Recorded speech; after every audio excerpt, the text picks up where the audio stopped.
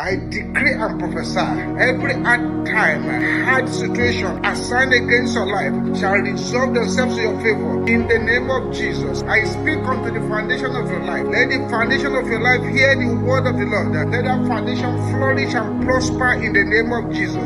Your songs of glory, your songs of joy, your dance of joy shall locate you in the mighty name of the Lord Jesus Christ. Every battle assigned to attract battles into your life shall scatter to nothingness in the mighty name of Jesus. Your God shall arise and disgrace any power that wants to disgrace you in the mighty name of Jesus. Every stubborn affliction assigned against you shall die in the name of Jesus. And every power drinking the blood of your breakthroughs shall run mad and die in the name of Jesus. Enemies that hate themselves but are united to fight you, let them destroy themselves in the mighty name of Jesus. Every rage and conspiracy of the enemy against your life shall be scattered in the mighty name of the Lord Jesus Christ. By the anointing of God that breaketh every yoke, your God shall arise, and any bars of iron hanging around your life shall be broken to pieces in the name of Jesus. Any power that wants you to be a scapegoat in the mouth of the enemy shall be disgraced in the name of Jesus. Your God shall arise, and the joy of any wasters assigned against you shall come to nothing in the name of Jesus. The Lord will arise and honor you above all your enemies in the name of Jesus. Any power that is calling the hours of darkness to overshadow you shall be put to shame in the mighty name of Jesus. Any satanic prophet cursing you with strange language shall receive a angelic slap in the mighty name of the Lord Jesus Christ. And the mercy of God shall speak for you in every situation in the name of Jesus.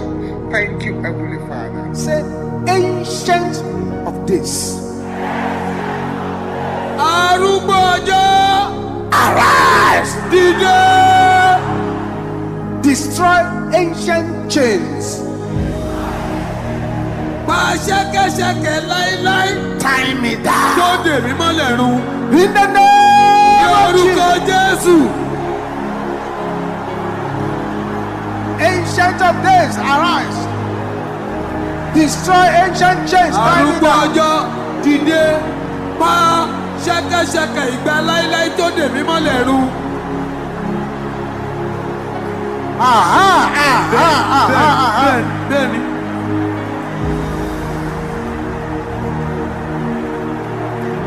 In Jesus' name we pray.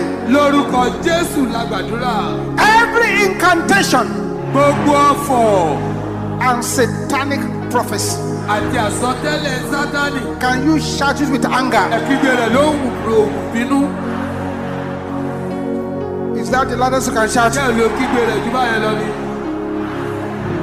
Walking against me, backfire in the name of Jesus. Open your mouth and pray it. Thank you, Jesus.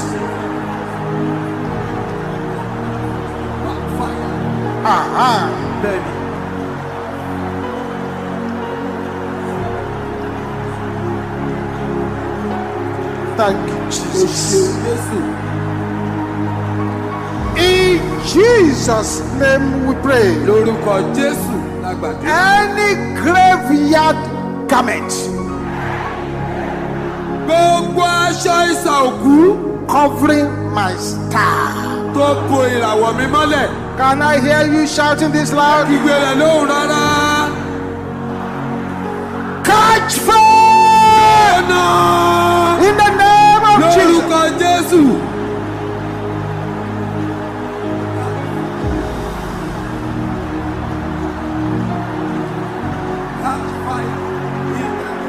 Your voice is not loud enough.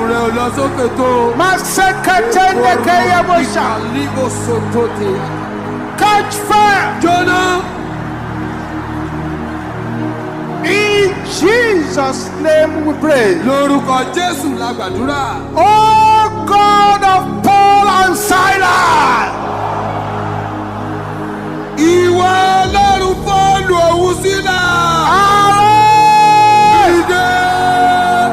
deliver me from the prison of my father's house. In the name of Jesus. Oh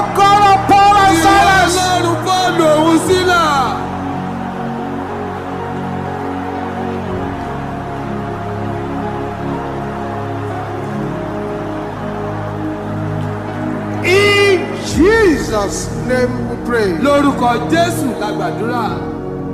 My enemies shall go blind. Àwọn ọ̀tá mi yóò fọ́ lójú.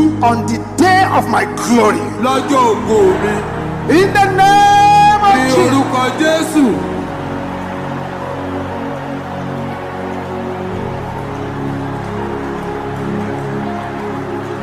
Yes.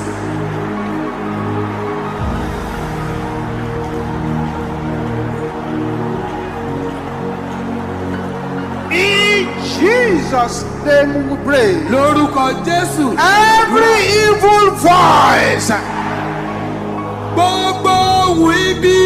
speaking in my dreams. Tó ń sọ̀rọ̀ lójú àlá mi.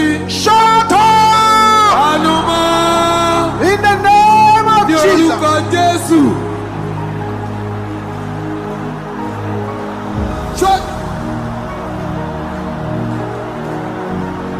Thank you, Jesus. Ṣoṣo Jésù. Thank you, Jesus. Thank you, Jesus. Thank you, Jesus. Thank you, Jesus. Thank you, Jesus. Thank you, Jesus. In Jesus' name we pray. Lórúkọ Jésù la gbàdúrà. Thank you for watching our entire video today.